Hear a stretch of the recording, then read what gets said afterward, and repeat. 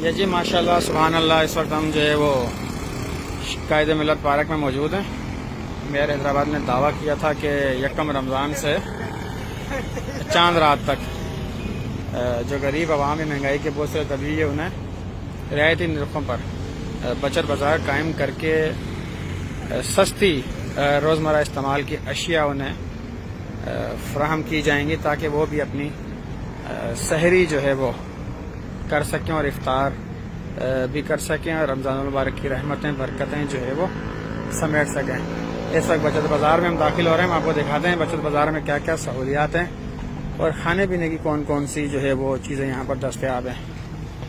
یہ جی بچت بازار میں ہم داخل ہو گئے ہیں اس وقت۔ یہ ماشاءاللہ یہ دیکھیں بھائی، یہ یہاں پر زبردست کاؤنٹر ہے، یہاں پر دیکھیں میرے خیال میں گھی پڑا ہوا ہے یہ، اور یہ چاولوں کا کاؤنٹر ہے۔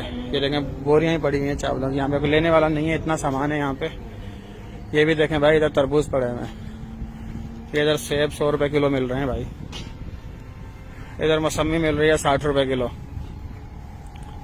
یہاں پر مرغی کا گوشت مل رہا ہے 500 روپے کلو، یہاں ادھر بکرے کا گوشت مل رہا ہے کتنے روپے کلو مل رہا ہے بھائی؟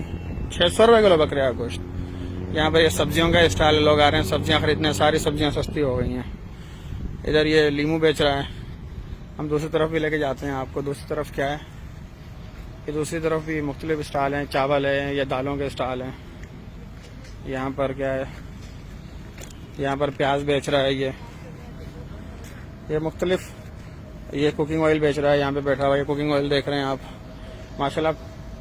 تم اسٹال بالکل ریڈی ہیں، صرف لوگوں کا انتظار کیا جا رہا ہے کہ لوگ آئیں اور ان چیزوں کی خریداری کریں اور بھرپور اس بچت بازار سے استفادہ اٹھائیں۔